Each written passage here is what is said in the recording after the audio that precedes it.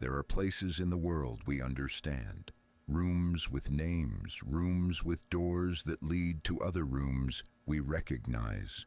Rooms that belong to buildings, to cities, to the familiar geography of the life we know. And then there are the others. Somewhere in the space between places, there exists a structure without end, without origin, without any clear purpose that anyone has ever been able to determine. It has no architect. It has no blueprint. It simply is. Those who have stumbled into it, by accident, by misfortune, by some imperceptible wrong step in an ordinary hallway, call it the Backrooms. And tonight we go there together. Not to be afraid, not to be lost, but simply to observe, to walk the endless halls at a quiet pace, to listen, to understand, as much as understanding is possible, what each level holds. You are safe where you are. You are warm. You are still. Let your eyes grow heavy and listen.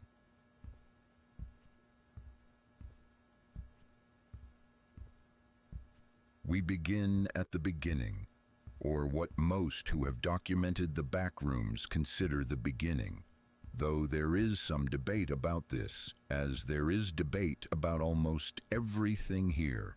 Level 0, the lobby. Imagine a room, not a small room, an impossibly large room, a room that seems, at first glance, like the back office of some ordinary building from the mid-20th century.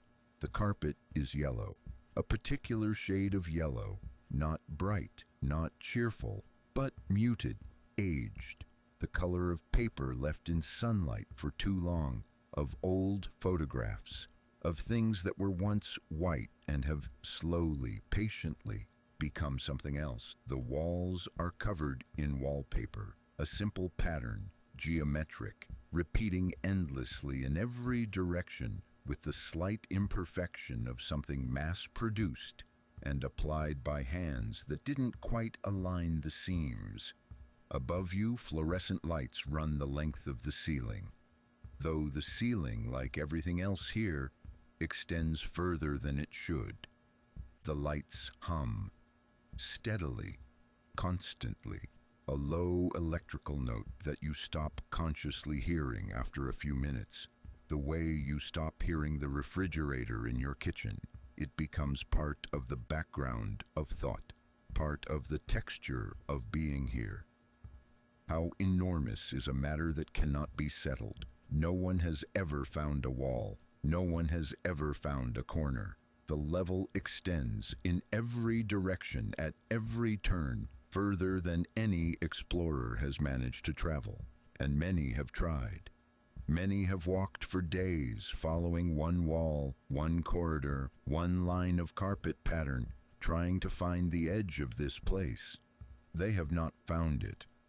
The prevailing understanding is that level 0 is, in some functional sense, infinite, or so large that the distinction between infinite and very, very large ceases to matter on any human timescale. But here is what makes level 0 unusual among the levels we will visit tonight.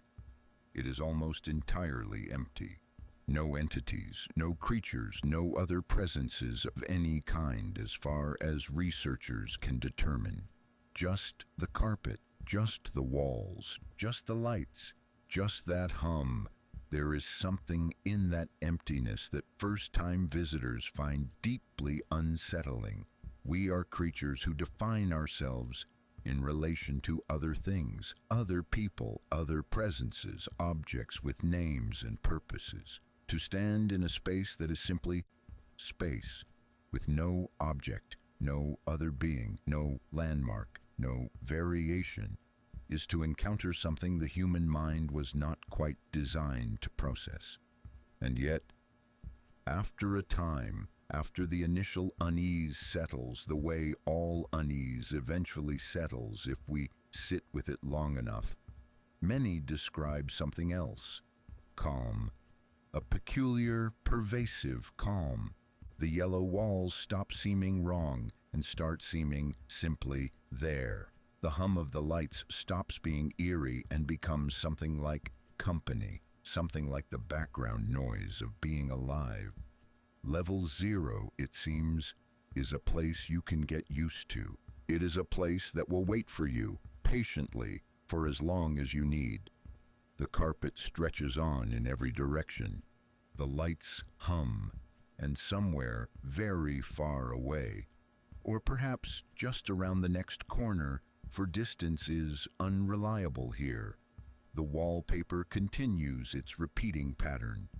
Identical, steady, endless.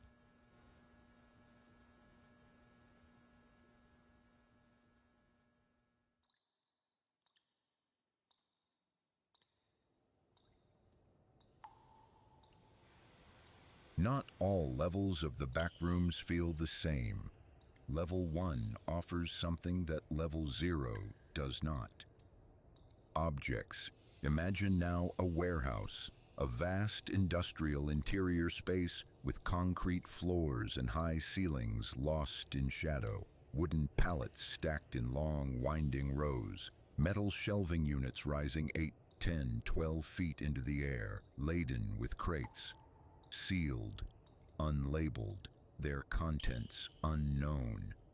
Pipe systems running along the upper walls, occasionally releasing small hisses of steam that disperse silently into the dimness above. The light here comes from fluorescent fixtures as in Level 0, but they are older, more erratic. Some flicker. Some have gone dark entirely, leaving patches of shadow between their pools of buzzing white light. The effect is of a rhythm, light, dark, as you walk the long rows of shelving, like breathing. Level 1 is warmer than Level 0, physically. The temperature hovers at something mild, something ambient, not uncomfortable. And the smell here is different. Concrete, metal, the faint dusty smell of wood. Industrial, not unpleasant. Explorers who have documented Level 1 extensively report that the shelving units and pallet stacks appear to rearrange between visits, or between one end of the level and another. A route memorized on the way in May, not lead back the same way on the way out. The maze of crates shifts, slowly, imperceptibly, the way things shift in the corner of your eye just before you look directly at them. But here, and this is important, Level 1 also contains supplies, water. The level generates by mechanisms that have never been identified, sealed plastic bottles of clean water. They appear on pallets, on shelves, sometimes simply on the floor between two crates. They are drinkable. They are safe. Explorers lost in the deeper levels of the Backrooms have returned to Level 1 specifically for this reason, because Level 1 provides. It provides in other ways too. Canned goods appear on shelves, unlabeled, containing preserved food that sustains life. Blankets and sleeping bags have been found folded on pallets. Almond water, a substance peculiar to the Backrooms, sweet and caloric, tasting faintly of almonds, is more commonly found here than anywhere else. There is something almost maternal about Level 1 if you allow yourself to think of it that way. It is large and dark in places, and its geography shifts in ways that can disorient. But it feeds you. It keeps you warm. It gives you, if you look carefully enough, what you need to survive. Those who have spent significant time in Level 1, and there are accounts of explorers spending weeks here, mapping and resting and moving in long, slow circuits through the warehouse rows, describe eventually reaching a particular kind of peace with it. The flickering lights become familiar.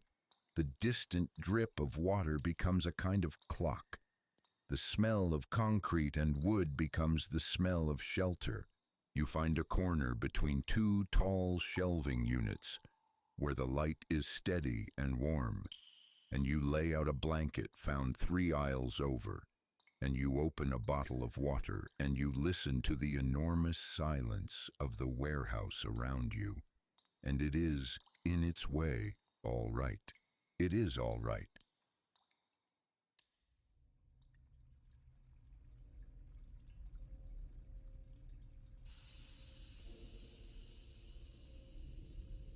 Deeper in the backrooms, the levels change character. The clean emptiness of level 0 and the industrious shelter of level 1 give way at level 2 to something older, something more mechanical, something that feels, in ways difficult to articulate, more ancient. Level 2 is known as the Pipe Dreams. It is a network of narrow service corridors, concrete walls close on either side, pipes of every size running the length of the ceilings, the walls, sometimes the floors, metal grating underfoot in places through which you can sometimes see more corridors below, more pipes, more darkness.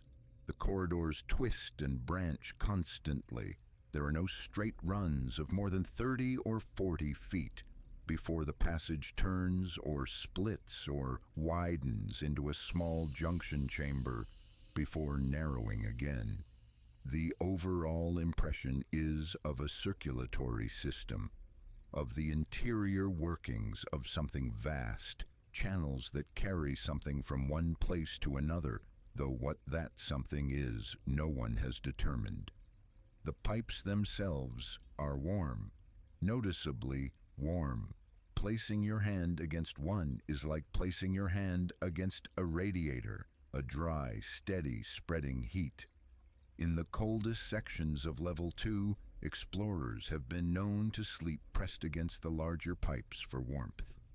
The light here is dimmer, red emergency lighting in some corridors, a pale blue glow emanating from pipes that carry some luminescent fluid, not water, not anything identified, that pulses faintly as it moves through the system.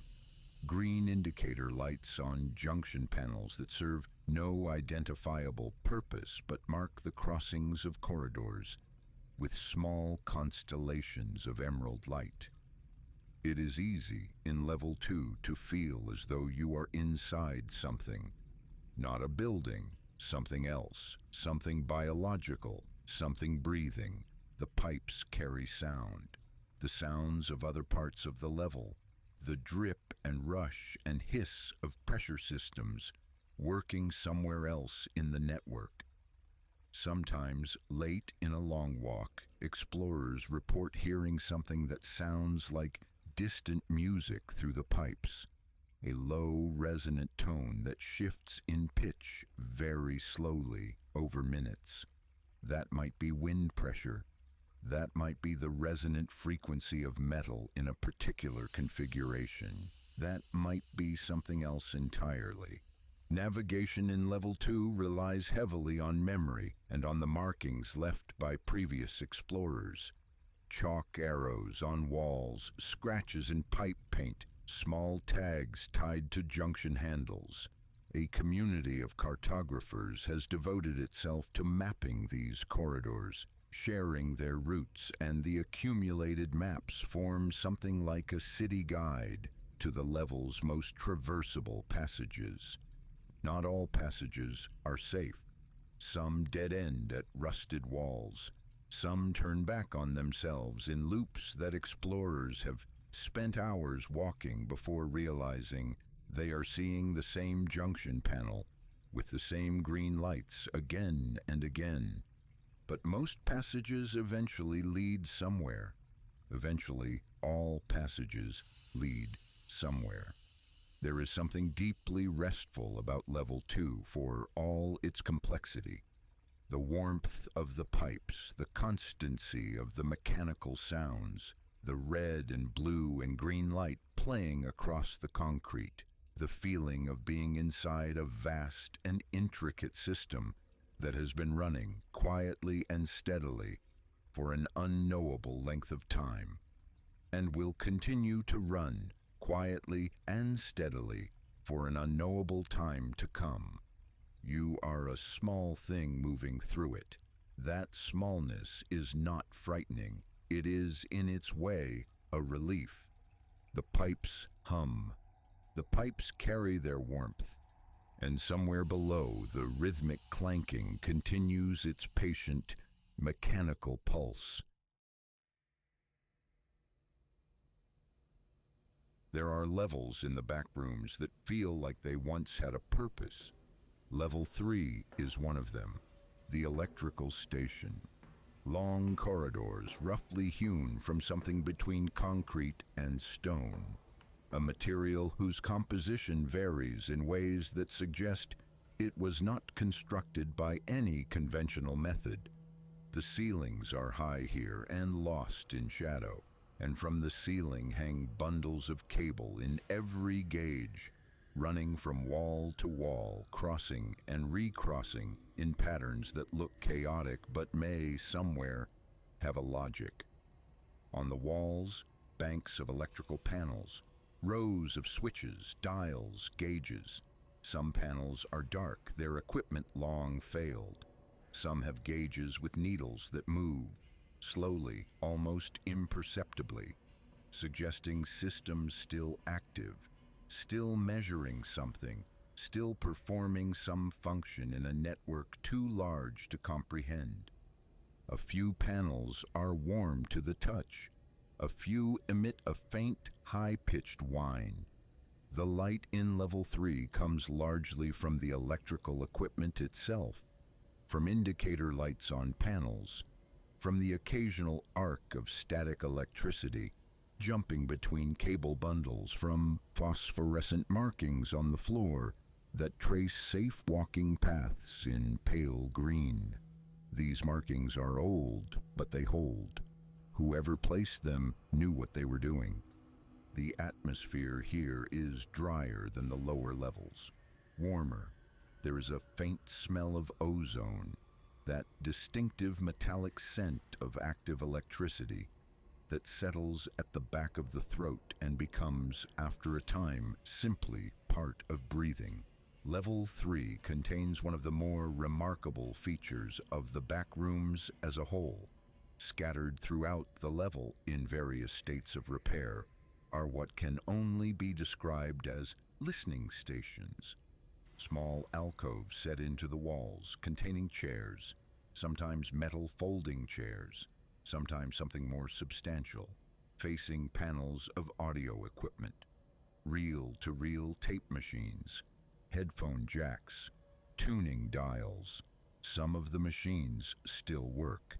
Some still play tapes. The recordings vary.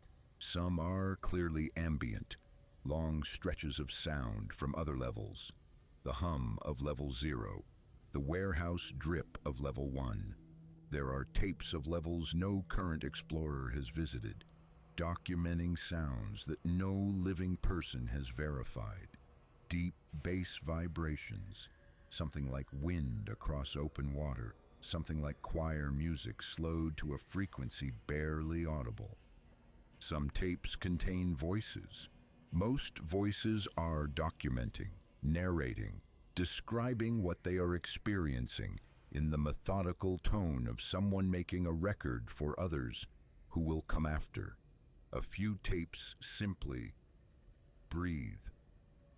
Someone alone in the backrooms chose to record the sound of their own breathing, slow, steady, in and out, as if documenting the simple fact of being alive in this place was itself important, was itself worth preserving. Explorers who rest in Level 3 report sleeping well, better in some cases than in any other level. There is something about the electrical hum, the warmth of the panels, the constant low crackle of charge in the air that is, despite the industrial strangeness of the setting, deeply conducive to sleep. The lights of the indicator panels are small and distant, like stars. The hum rises and falls slightly as systems cycle. The cables overhead shift imperceptibly in some current of air. And somewhere in a listening station 3 corridors away, a tape reel turns, and someone breathes in and out.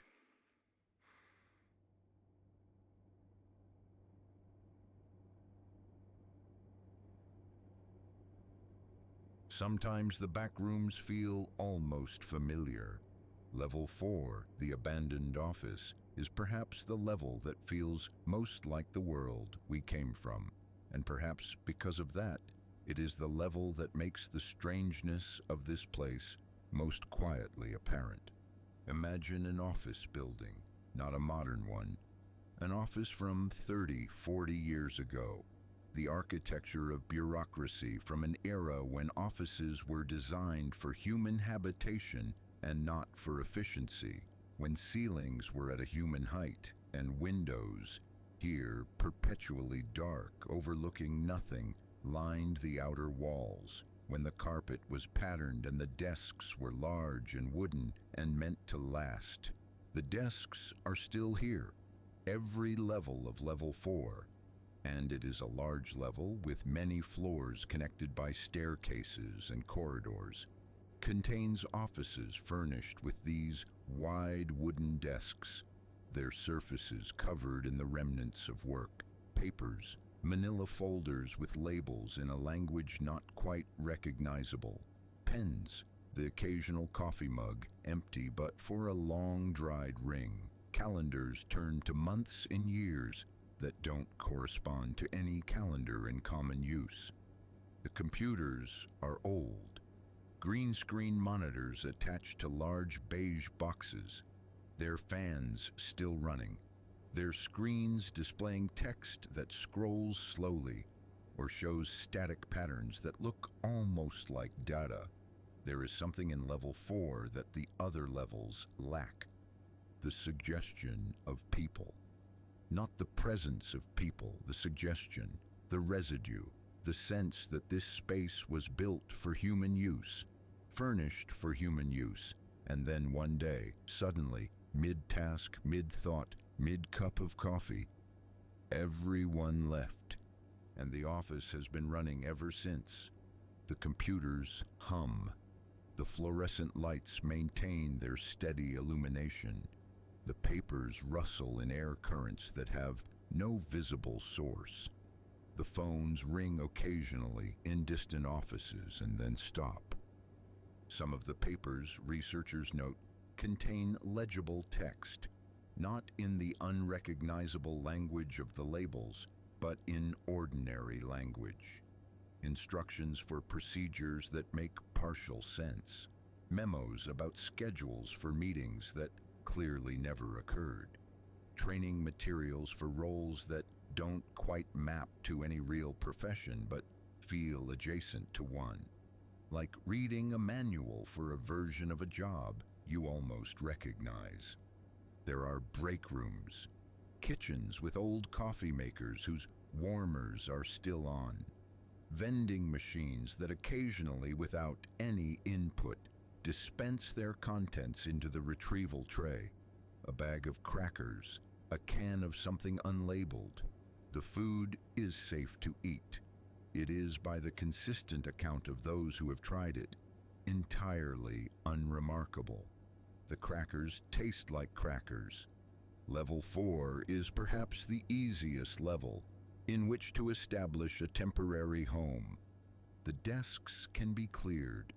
The office chairs are comfortable, with adjustable heights and armrests that still function after what must be decades in this space. Some rooms have couches, waiting areas perhaps, for visitors who never came. The carpet is soft. The light is steady and warm, warmer in tone than the blue-white of the lower levels. Many explorers have settled here for extended periods, weeks sometimes, setting up in a corner office, building a routine, rising with whatever internal clock still functioned, making coffee with grounds found in a breakroom cabinet, reading the incomprehensible papers to pass the time. It is strange, but strangeness, given enough time, normalizes. The view from the office windows is darkness, not the darkness of night, the darkness of absence, of something that was never there. But if you sit at a desk by a window and look at that darkness long enough, it takes on a quality that is almost like a night sky, almost like the deep, still quiet of 2 in the morning when the city outside has finally gone to sleep. And the office hums, and the light is steady, and you are, all things considered, quite comfortable here. Not all levels come in numerical order. The Backrooms does not operate on a logic of sequence or proximity. You do not arrive at level 2 by leaving level 1. Not always. The structure of this place is something closer to the logic of dreams. You move from one space to the next by some rule that functions but cannot be stated cleanly. And so we make a jump. From the familiar strangeness of level 4, we move to something entirely different. Something that many who have documented the Backrooms list, without hesitation, as the most beautiful level they have encountered. Level 37, the Poolrooms. Imagine a series of interconnected rooms, not corridors, actual rooms, with ceilings above and walls on 4 sides, and doors leading through to other rooms. The rooms are large and square and tiled in white. Floor, walls, ceiling, every surface white tile, slightly reflective, smooth under your hand. And in each room, a pool. Not a swimming pool, something smaller, lower to the ground. The water is perfectly still, perfectly clear.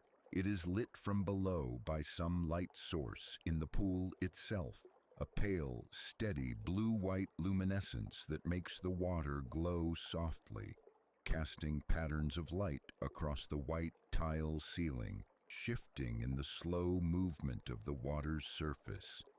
The air here is warm and very slightly humid, not uncomfortably so, the specific humidity of a well-maintained indoor pool.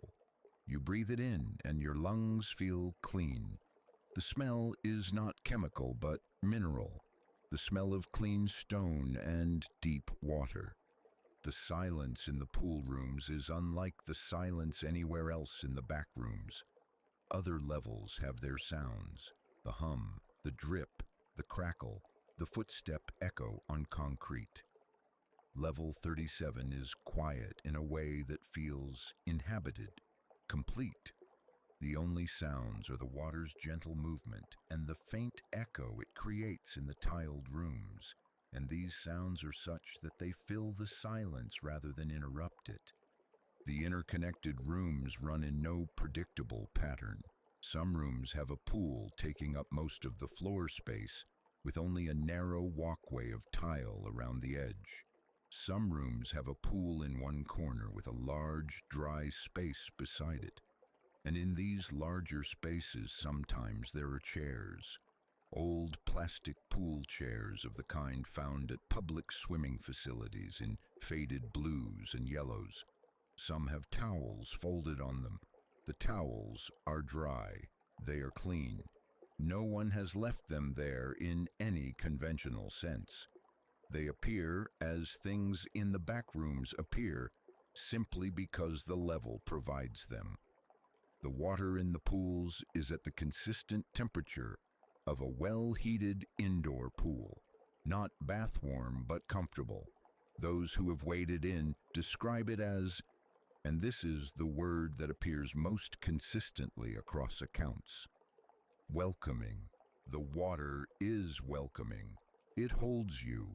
It supports your weight with the gentle, effortless buoyancy of water everywhere, and you float on your back in a glowing blue-white room of white tile, and above you, The light patterns from the water's surface move across the ceiling in slow, endlessly varied shapes, and the echo turns every small sound into something musical. There is no night in the backrooms, no day. Time in this place is marked by other rhythms: the rate at which you tire, the rate at which you hunger, the rate at which your body insists on sleep. In the pool rooms, those rhythms slow. Explorers who have spent time here report sleeping more than they usually do, and sleeping well, stretched out in poolside chairs or on towels on tile, the blue light playing across their closed eyelids, the soft sound of water as close and constant as a heartbeat. Dreams in the pool rooms, many report, are vivid. They dream of water. They dream of floating. They dream of light moving through blue-white water onto the surface above. They wake rested and quiet, and not, for a while, afraid of anything.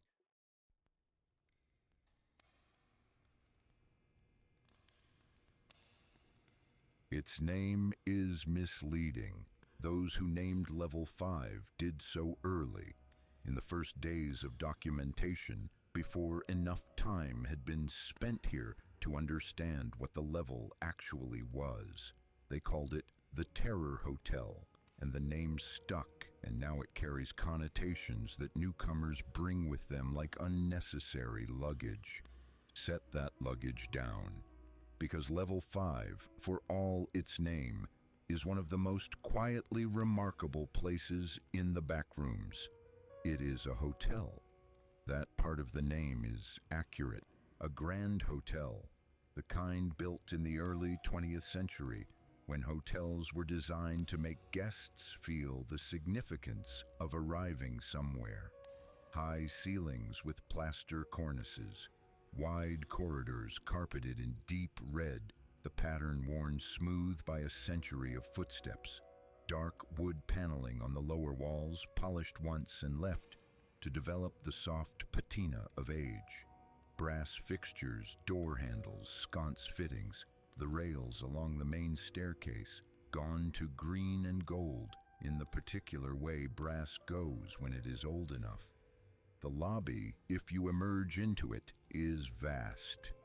A reception desk of dark mahogany stretches along one wall, its surface spread with papers that have been there long enough to have become part of the furniture. Behind the desk, a honeycomb of cubbyholes for room keys, most of the keys still hanging there, undisturbed. A brass bell on the counter, a ledger open, its handwriting in a script no one has identified with confidence. The corridors run in long, straight lines on every floor, and there are many floors, more floors than any hotel of this apparent size should contain. The floors are not numbered in any consistent order. Floor 3 is accessible from floor 7. Floor 12 connects by a staircase to something that might be floor 1 or might be something else entirely. The rooms. The rooms are the heart of Level 5, and the rooms are where the name, the misleading name, perhaps earns a small part of its reputation, because the rooms are not empty. They are not occupied in any active sense. There are no other people here, but the rooms are furnished as though someone left them very recently, or as though someone is expected very soon. The beds are made with the crisp geometric precision of professional housekeeping. The pillows are plumped. The curtains are drawn to an exact half-open position, admitting a dim, sourceless light from beyond the glass. On the bedside tables, a glass of water, a small lamp with a warm amber bulb, sometimes a book, its cover unmarked, its pages filled with text in that unplaceable script. The water is fresh. Researchers have tested it. The lamps work. There is in Level 5 the constant sense of having just missed someone, of arriving in a room where someone was sitting a moment ago. The impression still in the pillow, the air still carrying the warmth of a recently occupied space. It is a sense that never quite resolves. The someone never appears. The room is yours, and the bed is made, and the lamp is warm, and the glass of water is full. Many explorers who have documented the Backrooms name Level 5 as the place they slept best. Not because of comfort alone, though the beds are genuinely comfortable. The mattresses deep, the blankets heavy in the particular way that prompts immediate relaxation. The pillows cool on one side in the way pillows are when they have been freshly turned. But because of the sounds, the old building speaks, constantly, quietly, the tick of the distant clock, the creak and settle of a century of timber, the sound of the ancient electrical system moving current through the walls, not the harsh industrial buzz of the lower levels, but a soft, intermittent murmur, like a large house breathing. And behind all of it, that rain, that persistent, gentle sound of water against glass, never quite visible, never quite explainable. These are the sounds of shelter, the sounds of being inside while the outside does its weather, the sounds that have meant safety to human nervous systems for as long as humans have built walls. You find a room, they are always unlocked, always ready, and you turn back the covers and set your boots by the door and sit on the edge of the bed. The lamp makes everything amber. The clock somewhere far below marks time in its slow, reliable way. The pillow is cool, the blankets are heavy, and the rain continues against invisible windows, as it always has, as it always will in the hotel that has been waiting for exactly this long, for someone to come and rest.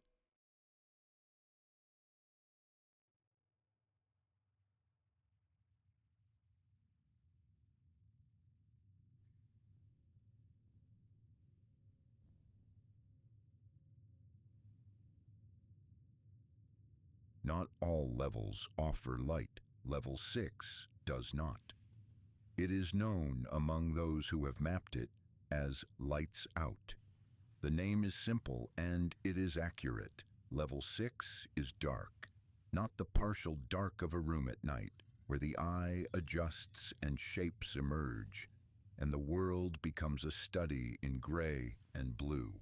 Not the managed dark of a tunnel or a basement, where you know, intellectually, that light exists somewhere ahead. Level 6 is dark in a way that is total. In Level 6, you cannot see your hand in front of your face.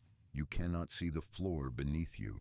You cannot, after the first few minutes, be entirely certain of the position of your own limbs in space.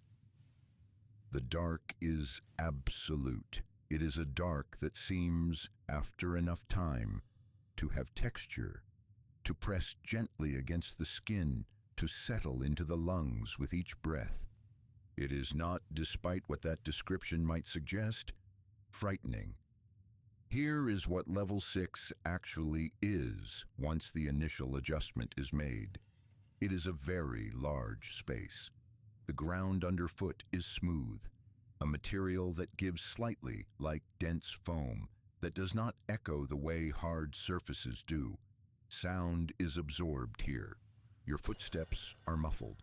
Your voice, if you speak, goes only a few feet before the darkness takes it. The acoustic quality of Level 6 is closer to the interior of a recording studio than any other comparison.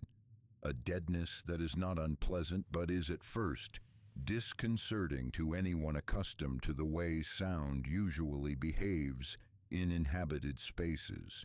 The temperature is constant, mild, exactly the temperature a room reaches when it has been occupied and heated by a body for a few hours. The temperature of a familiar room. The air is clean. Explorers consistently note this.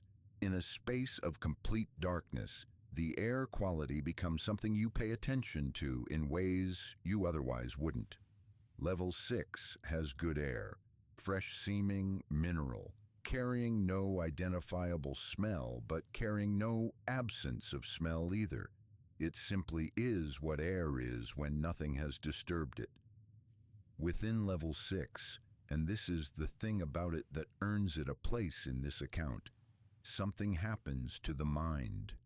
The eyes, given nothing to process, go quiet.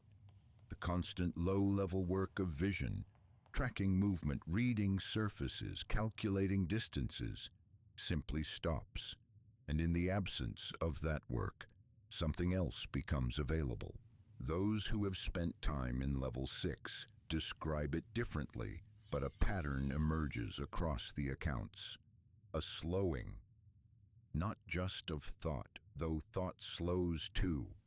The internal monologue quieting, the planning and reviewing and rehearsing that the mind performs constantly, becoming first intermittent, then occasional, then absent, but a physical slowing of breath, of heartbeat, of the subtle, constant muscle tension that the body maintains in any lit environment simply by virtue of being ready to respond to what the eyes might show it. In the dark, the body stops being ready. It stops bracing. It rests. There are no entities in Level 6. This is documented extensively. Whatever populates other levels of the Backrooms, Level 6 is, as far as any researcher has determined, unoccupied except by the dark and the clean air and the foam floor and the hum that sits below, hearing. Some explorers sleep on the floor of Level 6. They describe it as the best sleep they have ever had. Not because the floor is comfortable. It is acceptable, the foam giving enough to make contact tolerable, no more. But because the dark is complete. Because there is nothing for the sleeping mind to process. No light to track through closed eyelids. No sound to evaluate for safety. Nothing to be ready for.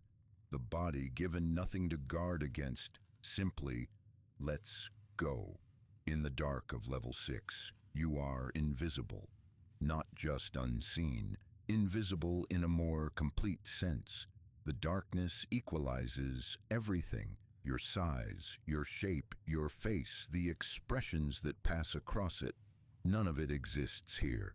You are simply a warmth in the dark, a weight on the floor, a breath slow and even, in and out, in and out. The hum is very faint. The air is clean and cool.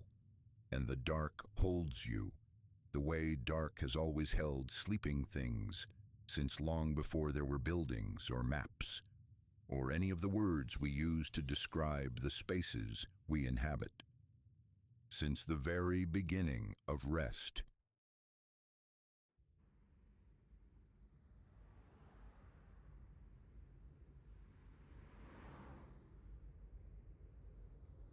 There are levels in the Backrooms that feel interior, confined, bounded by the walls and ceilings of structures that, however large, are still structures, still enclosures. Level 11 is not one of those. Level 11 is called the Highway, and the name, for once, requires no qualification. It is a highway, a 6-lane interstate, 3 lanes in each direction, divided by a concrete median that runs through a landscape of flat, featureless terrain in both directions as far as any explorer has traveled. The asphalt is old, cracked in the particular way asphalt cracks when it has expanded and contracted through many seasons, though whether seasons occur here and if so, how many is unknown. The lane markings are faded but visible. The reflectors set into the road surface catch what light there is and return it in small, steady points. There are no vehicles.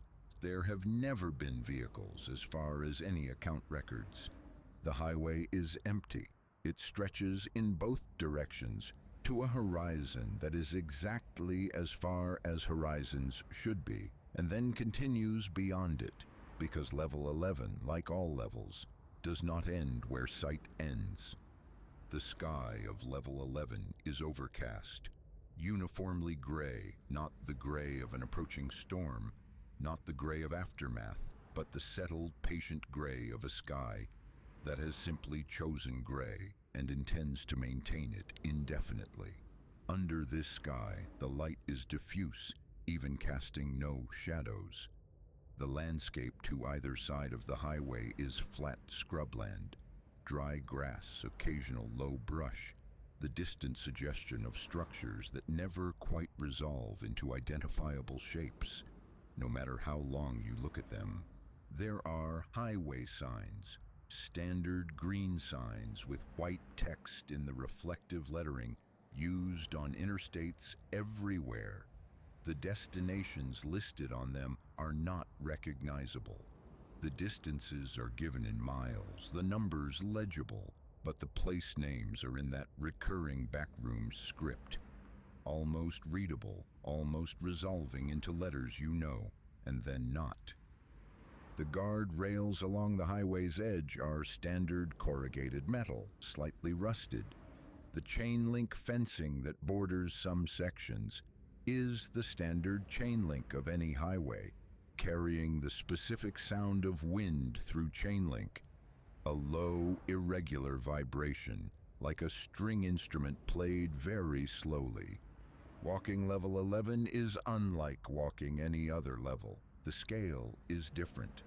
After the enclosed spaces of the lower levels, the corridors, the offices, the narrow pipe passages, the open expanse of the highway is, for many explorers, both disorienting and profoundly relieving.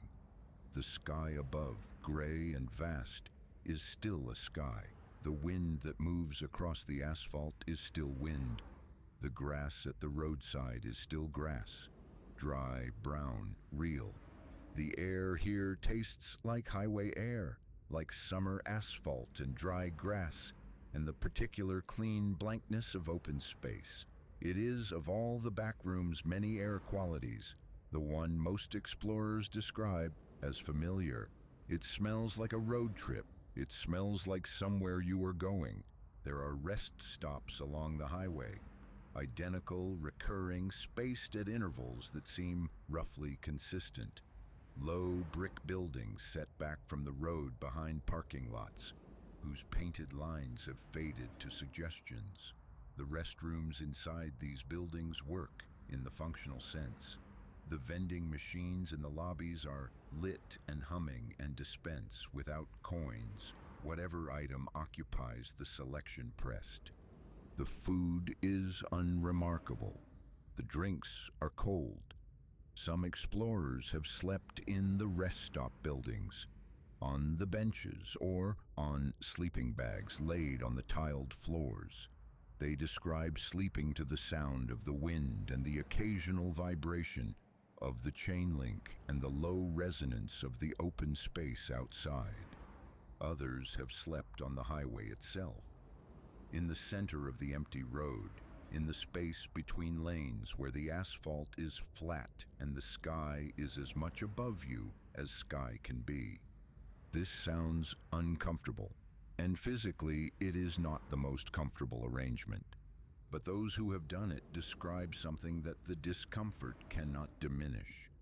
The openness, the sense of being in a space that does not press in from all sides, that does not have walls, that gives the lungs room to fill completely, and gives the eyes, even through closed lids, the sense of distance. The highway stretches on in both directions.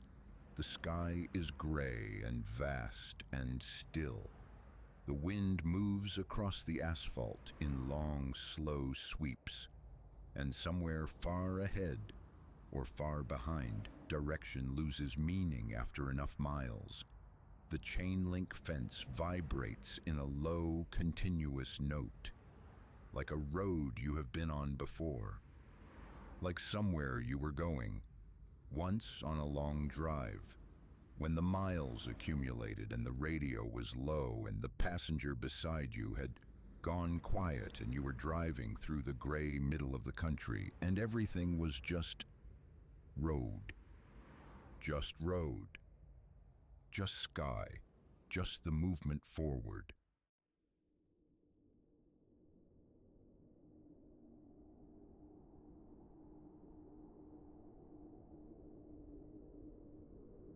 Most dangerous levels in the backrooms are dangerous in obvious ways.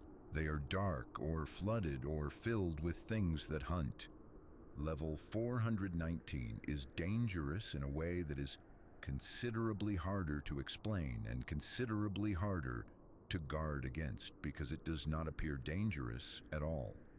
The level is a salt flat, vast, featureless. The surface is white, not painted white, not artificially white, but the specific white of crystallized salt crust, the kind that stretches across the bed of an evaporated lake. It is dry, it is bright. In every account, the light source is described differently. Sometimes overcast sky of no particular color, sometimes a pale sun at an indeterminate position, but the brightness is consistent. It is not dark here. It is not oppressive in any immediate physical sense. The air is breathable. The temperature is mild. There is no standing water, no visible drop-offs, no apparent structural instability. You can walk in any direction for as long as your body allows. The danger of level 419 is documented in the accounts of 6 wanderers, across a span of what appears to be several years of Backrooms time, all of whom spent more than an estimated 6 hours on this level. All 6 of them describe the same experience in the same sequence. In the first few hours, relief. The openness is a relief after corridors and rooms and the sensation of enclosure that defines so much of the backrooms. The horizon is visible here. That alone, the simple fact of a horizon, feels like an enormous gift. In hours 3 and 4, the first awareness of a problem, though most cannot identify it at this stage. Something is off about the flat. The surface looks closer than it should. The horizon is not moving at the rate it should be as you walk toward it. Small things. At approximately the 5-hour mark, the understanding arrives. The salt flat is not flat. It is imperceptibly curving, curving inward. Every direction you walk leads, with absolute geometric certainty, back to where you started. Not because the level loops, not because there are invisible walls, but because the geometry of the space is simply arranged that way. The surface curves back on itself at a scale too large for human perception to detect, until it is too late to be practically useful. By the time most wanderers realize this, they have been walking for 5 or 6 hours. They are not where they started. They are never precisely where they started. They are one iteration of the spiral inward from where they started. The accounts that survive from this level all end in the same way.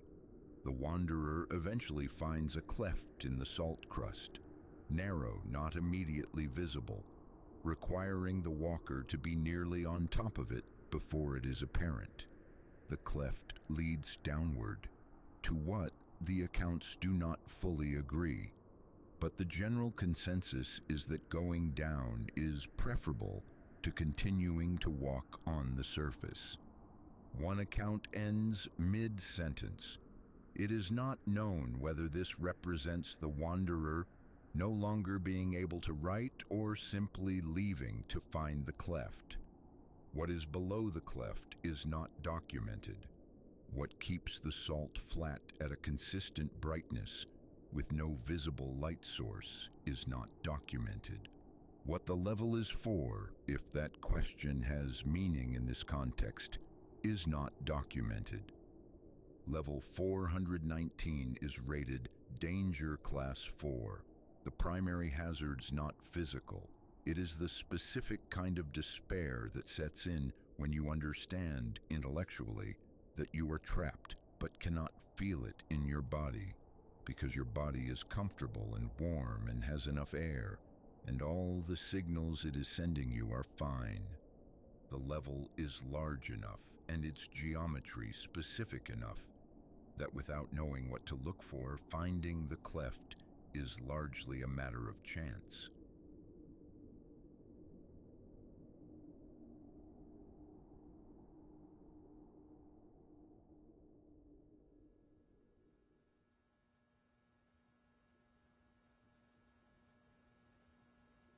Some levels are dangerous because of what they contain. Some are dangerous because of what they do.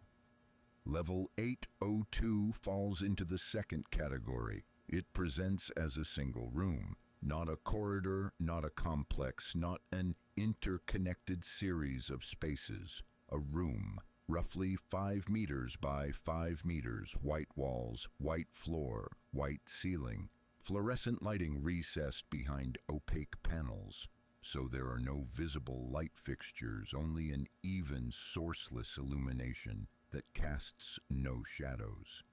In the room, a table, a chair on one side, a chair on the other side, nothing else. The chair on the far side, the one facing the entrance, is occupied. It is always occupied. Every account. 8 separate documented visits. 8 different wanderers, spanning what appear to be different periods, different regions of the backrooms, different navigational paths. The chair is always occupied by the same thing. The accounts struggle here, not because the writers are inarticulate, because they are genuinely trying to describe something accurately and finding that accuracy is, in this case, unavailable. The consensus is a figure, seated, humanoid proportions, dressed in white or in something the same color as the walls, which amounts to the same thing. The figure has a face. The face is oriented toward you when you enter. It does not move during the encounter. It does not blink or breathe visibly or shift. It simply attends. You have the immediate and total impression that it is paying close attention to you. The table between you and the figure has on its surface a single piece of paper and a pen. 7 of the 8 wanderers sat down. This requires some reflection. 7 out of 8 people who entered a room containing a motionless, unblinking, unbreathing figure seated across from an empty chair sat down. Several of them note in their accounts that they did not intend to sit down, that they had planned to back out of the room or to simply observe from the doorway, but they sat down. One wrote, "I don't know how to explain not sitting down. Not sitting down didn't feel like an available choice, not because I was compelled, because the room made sense only with me sitting in it, like the chair was always mine." The paper. All 7 who sat down found the paper had writing on it. Different writing in each account. Personalized. The wanderers describe questions. Specific, unanswerable questions. Not riddles, not philosophical puzzles, but deeply personal questions about specific moments in the wanderer's life. Things no one else could know. Things the wanderer had not thought about in years. One was asked why she had not said goodbye. One was asked what he thought happened to the dog. One was asked simply to list the things she was afraid she was. The pen was there to write answers. Of the 7 who sat, 4 wrote answers. 3 did not. Of the 3 who did not write answers, All three left the level within a few minutes without incident, though all three report that the figure tracked them with what they describe as something that felt like disappointment. This is a subjective description. It is reported consistently. Of the four who wrote answers, all four left the level. All four are documented as having exited. All four report that the walk back to whatever entrance or exit they had used felt longer than it should have, that they could not remember with any precision what they had written, that the paper, when they tried to think about it afterward, seemed to resist being thought about. None of the four will discuss what they wrote. The eighth wanderer, the one who did not sit down, pressed themselves against the doorframe and watched the figure for what they describe as approximately 10 minutes. The figure did not look at the empty chair. It looked at the wanderer at the door. After 10 minutes, the wanderer left. They described the figure's expression, if it could be said to have one, as one of something that was not quite patience and was not quite recognition. They describe it in their account as the face of something that knows it doesn't need to hurry. Level 802 is rated Danger Class 3 by most classification systems. No confirmed fatalities, no confirmed physical harm. The rating may be insufficient. The metrics used to assign danger classes were designed to measure physical risk. Level 802 does not appear to threaten the body. What it threatens is harder to name and therefore harder to rate, and therefore more easily underestimated.